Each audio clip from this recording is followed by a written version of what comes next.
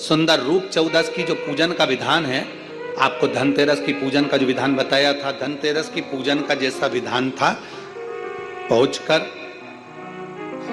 पाटे को बिछाकर चौक पूर कर जिस थाली में आपने स्वस्तिक बनाकर जो सिक्का रखा है, उसी में एक सिक्का और रखकर उसकी पूजन अर्चना करना है, वैसी की वैसी ही जैसा पहले कल कहा गया। रोली, चावल, हल्दी, मोली, मेहंदी, सिंदूर आदि सब चढ़ाते हुए, और साथ में 2 दीप लगेंगे।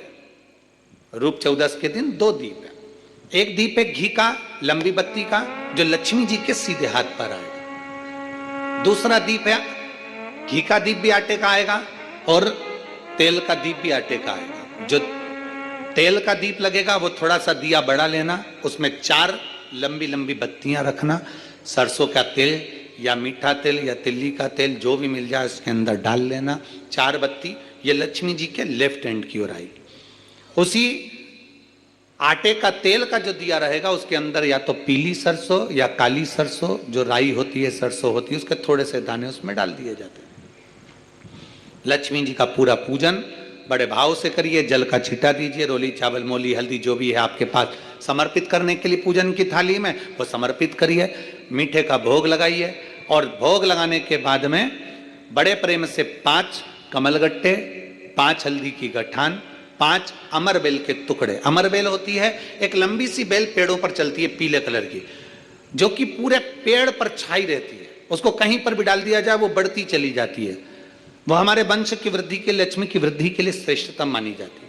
5 टुकड़े अमर बेल के, 5 हल्दी की गठान, 5 कमलगट्टे दोनों हाथ में लेकर मां लक्ष्मी से प्रार्थना करते हुए उन सिक्कों पर समर्पित कर दीजिए। सिक्कों पर समर्पित कर कर जो घी का दिया लगाया है तुमने लक्ष्मी जी के सीधे हाथ पर, उसको उठाकर माता की आरती कर लीजिए।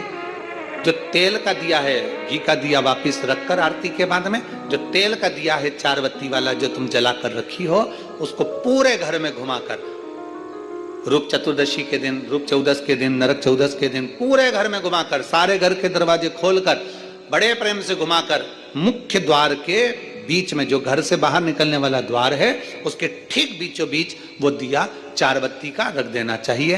कुछ देर के लिए दरवाजे खुले रखना चाहिए।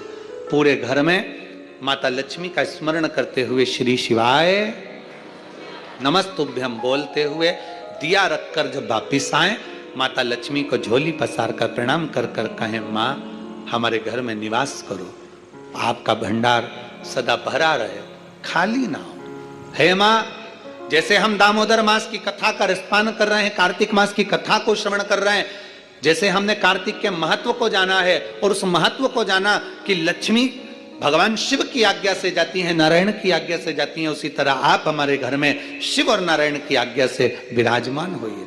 माँ को प्रणाम करिए बड़े भाव के साथ। ऐसी ही ये रूप चतुर्दशी की पूजन का विधान है।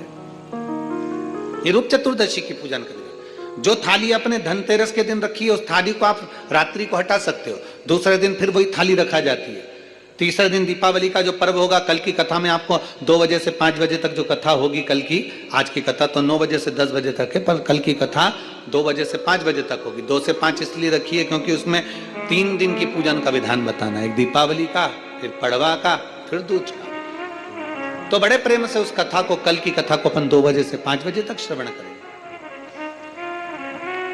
भगवान को अपने हृदय की बात, अपने चित्त की बात, अपने मन की बात बाबा को प्रार्थना करते हैं।